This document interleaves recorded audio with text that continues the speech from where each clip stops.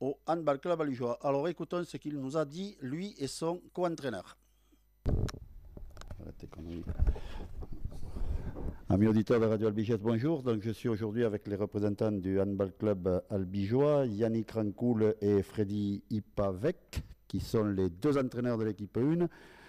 Alors Yannick a une casquette supplémentaire, il est salarié du club, donc il nous parlera un petit peu du club en général, mais je vais me tourner d'abord vers Freddy. Alors Freddy, toi tu nous viens de Carmont, et tu as fait tes premières armes handball donc, à Carmont. Tu entraîneras cette année pour la première fois le HBCA. Alors d'abord, première question, pourquoi tu viens à Albi?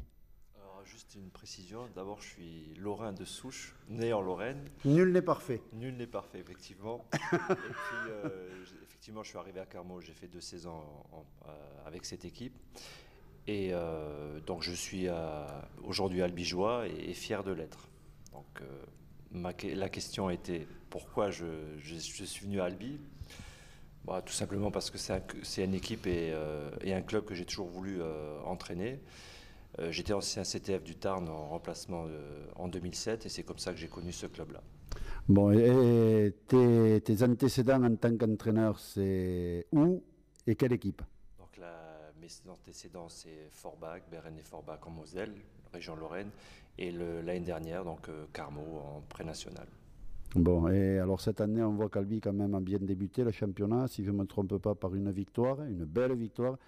Puis en Coupe de France, une belle victoire aussi, alors là qui a fait chaud au cœur de tous les Tarnais, puisqu'on a battu les Aveyronnais. C'est toujours très difficile, d'un petit but, certes, mais ils sont passés à la trappe, les Aveyronnais. Excusez-nous, amis Aveyronnais, mais on va faire un peu le chauvinisme là. Alors, comment c'est ce début de saison? C'est bien, c'est pas mal, et les ambitions alors? Donc c'est très bien dans la mesure où pour l'instant nous avons fait des matchs amicaux de préparation et nous les avons tous remportés, excepté un seul match faisant un nul à Valence d'Agen, mais que des équipes qui évoluent actuellement en pré-national, donc de bon augure pour la saison. Nous avons aussi changé tout notre système défensif, projet de jeu qui se met en place et on a de bonnes intentions et notre objectif en tout cas commun, que ce soit avec Yannick et les joueurs, c'est de monter dans la foulée en pré-national. Oui, de remonter en pré-national, puisque l'année dernière, le HBCA était en pré-national. Il a eu la mauvaise fin de saison pour se retrouver en régional. Alors cette année, quand même, le départ est bien meilleur que l'année dernière, je vais dire, parce que l'année dernière, ça a été en catastrophe un petit peu que le staff a été monté en catastrophe, parce que pour des raisons professionnelles, les entraîneurs qui étaient prévus n'ont pas pu rester, n'ont pas pu évoluer. Yannick a pris au vol, je dirais, cette équipe 1 masculine.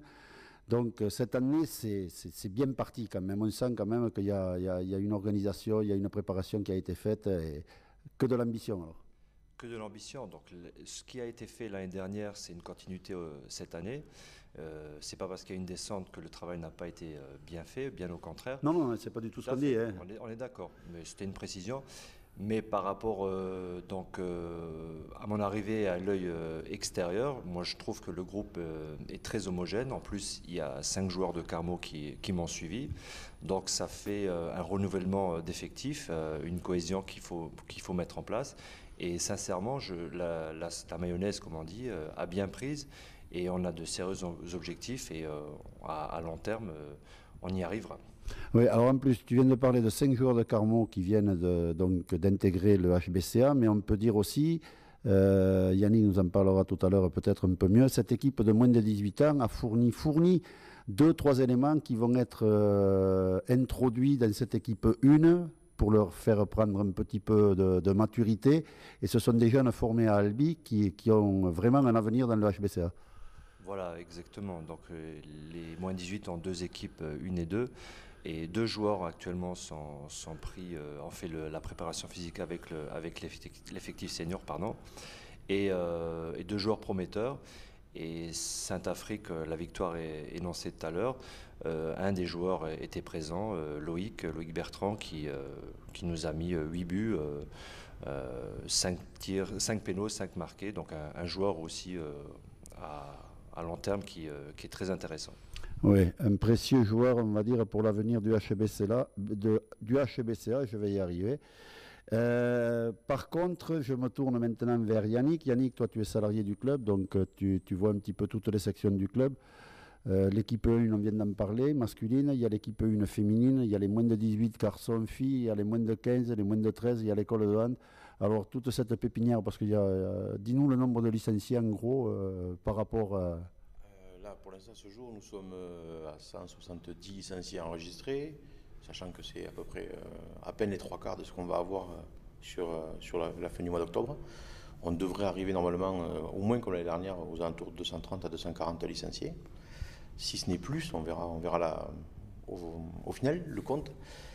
En nombre d'équipes, on a augmenté, on a créé une équipe moins de 13 filles. Si j'allais oublier quelque chose, je te coupe de suite. Yannick, excuse-moi, j'ai oublié le hand loisir. Oui, le loisir, sinon on risque d'avoir un petit mot de notre vice-président chéri, Gérard, à qui on dit bonjour d'ailleurs en passant. Donc voilà, effectivement, les équipes en reprenant dans l'ordre, on a 2 équipes moins de 9 ans, on a 2 équipes moins de 11 ans, 2 équipes moins de 13 garçons, une équipe moins de 13 filles, une équipe moins de 15 garçons, 2 équipes moins de 18 garçons. Donc voilà, on a vraiment tous les effectifs complets, remplis, et voilà, c'est de bonne augure pour la suite. Oui, alors j'imagine que pour encadrer tout ce beau monde, il faut, j'allais dire, du personnel bénévole. Alors où on en est à ce niveau-là au HBCA? Et on en est qu'on n'a pas trop à se plaindre par rapport aux années précédentes, puisqu'on a à peu près 2 à 3 éducateurs par catégorie, ce qui est plutôt rare dans notre sport, sachant qu'il y en a quand même quelques-uns qui font des doublons, comme Freddy ou moi-même. Mais sinon, globalement, voilà, on est toujours à la recherche de nouvelles personnes qui pourraient nous filer un coup de main, mais effectivement, on est quand même bien fourni de ce côté-là, même si on peut toujours mieux faire.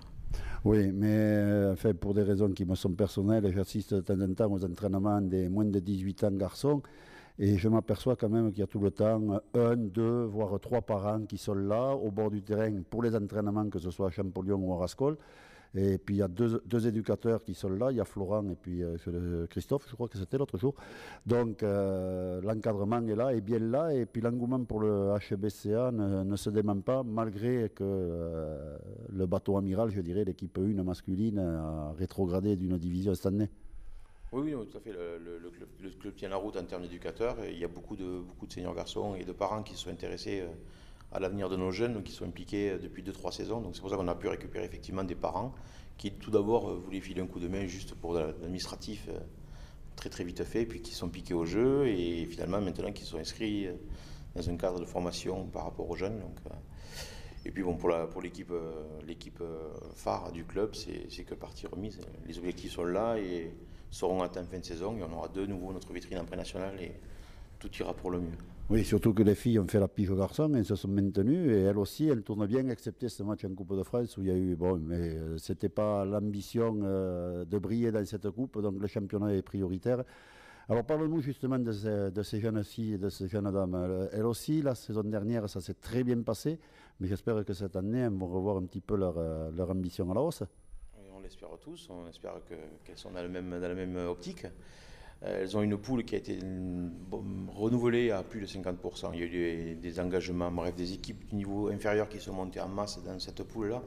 Donc elle sera un peu, on va dire, bizarre dans les résultats, puisqu'on aura beaucoup moins d'homogénéité par rapport à l'an dernier. Il y aura vraiment des très très gros scores et des matchs très très serrés, mais il y aura vraiment que 3-4 équipes vraiment intéressantes à jouer. Je parle pour le club albigeois.